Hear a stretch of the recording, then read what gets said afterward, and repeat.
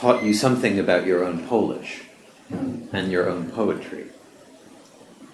You evoke this, the successes, the pleasures, what you got in a positive way from O'Hara and Scholar. It's but more where you see you can't catch it. Oh yes, there is so much that I cannot catch and cannot make work that well as they seem to do. Again, there's a question whether I can hear it. But has it made you hear your own Polish differently?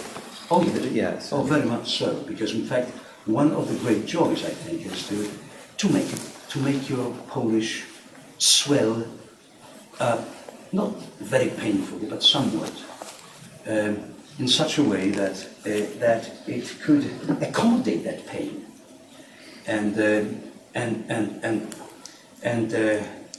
be still and gain on it, so to say, gain on the suffering, as we know the suffering is what is really shaping us. But I think that is the same thing that we need to apply to the language. If we are going to take any lesson from the foreign, perhaps we should be a little bit more inclined to look at the original closely and try to transplant it the way that it was meant.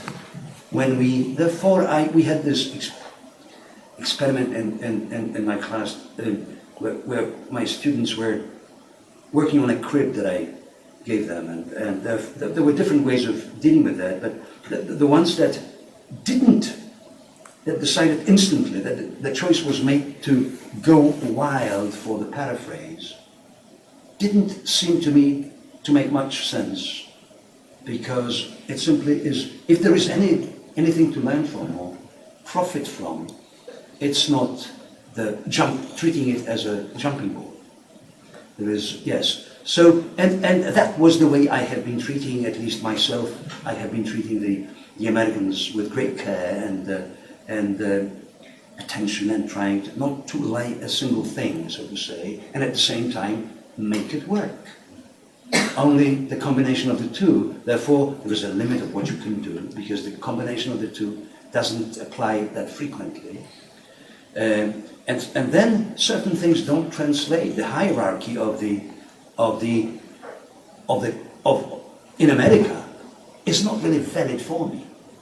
It's the hierarchy of the Polish dictions, of the Polish language at a given moment, is what is important for me.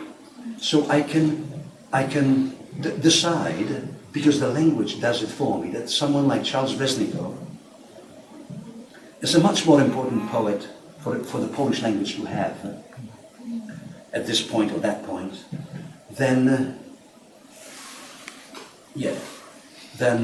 Robert Frost and all the others who I like, but maybe they don't need to be. Robert Frost is not a good example, I'm afraid, but let's say then someone like Ezra Pound today.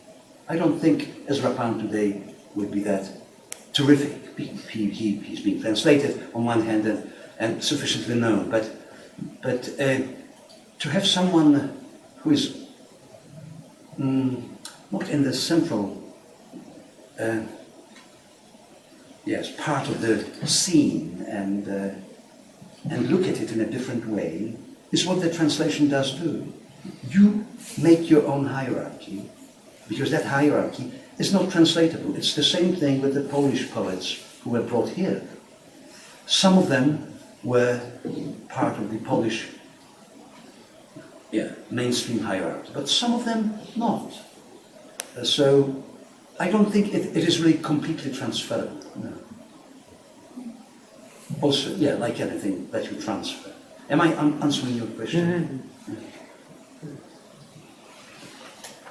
Yeah. Piotr, this was a question that seemed like a good idea back when Bill first started asking you questions, and then the conversation went its own way. But I wanted to maybe go back to the idea of what you call transcendence, which you use in the context of the parabolic. I was very hesitant. I know. Using the words. I do know. And it sounded like you were using that what can transcend in a poem is not exactly parabolic. I heard you use that somewhat negatively, but when you brought up James Schuyler, it made me think: how much did certain American poetry, maybe the New York school, make it possible to think about risking even not being transcendent? You know, how simple, how much, well, beyond going anti-rhetorical, how much could you not have things mean more than what they are? Well, your double negative made it a little bit more difficult. Can you rephrase it? Yes, well, so what I mean is, so James Schuyler risks being extremely prosaic. Right. Almost to the point where you just wonder, well, you're gasping for something to lift up in some way. And yet ultimately in some of even his longer work, he does manage to achieve it. So I just wondered, in terms of the early poems like the Lemon poem, for example, in which the historical context gives the transcendent something to spring off to, whether in your trajectory, whether the risk of being simple and prosaic how far can you go in simply being... Yeah, I think I would probably look somewhat differently, if you don't mind, at Schuyler. Despite the fact that he is so prosaic, so simple, and so specific. Yeah.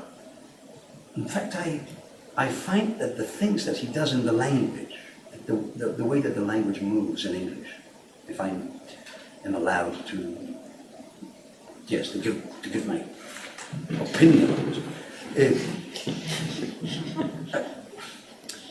I do think that his poems transcend so vividly to me that I find him such a great example of that particular anchoring to the local thing, to the bouquet of flowers that because flowers is something that he writes about quite frequently, that he's writing about and linking it with the painter who put it there on the windowsill, and how, yes, I mean the way that he links those little things together syntactically, to me would be, and I didn't read Schuyler early enough. I started to read him after I read O'Hara and Ashbery, and after I read Kenneth Coke, who I also rather like very much in that bunch of poets. But to me, Schuyler is that precisely great example of transcending, of writing things that I don't like the word seemingly, because when you say seemingly, it suggests that you really know what is not seeming, what is real. But forgive me, I'm going to use that. That seemingly do look like nothing much. Mm-hmm. But when you study them, like I have been to translate them, and translating is such a close reading, especially in the case of someone like myself who barely says a correct sentence in English, and then I have to ask native speakers to help me, to correct me and all that. And I have been doing that quite a bit, to understand what Schuyler is doing.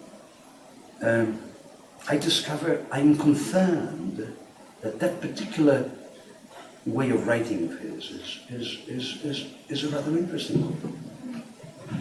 And whether that is, as you're saying, a bit too close to that borderline of being over prosaic, I don't know. I perfectly well hear what you're saying and see your point. My reading of it is a little bit different, but not because I read it better nor anything. I think because I read it with a foreign eye.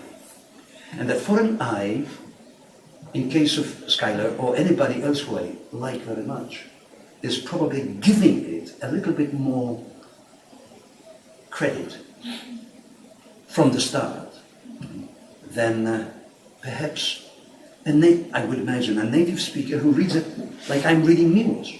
And I'm looking at this, and is it really fun in Polish? And I'm sort of weighing it on my tongue and sort of trying to understand what he's doing with the grammar. Because I read it without that given credit. No. In case of foreign writing, I have to take the preliminary credit, and my discoveries in a foreign language probably are constructed, I think, inside in a different way than in my Polish tongue. I think so. I think I've just realized that when I'm sort of thinking out loud that is the case, that your approach to the two is completely different, and it has to be that way.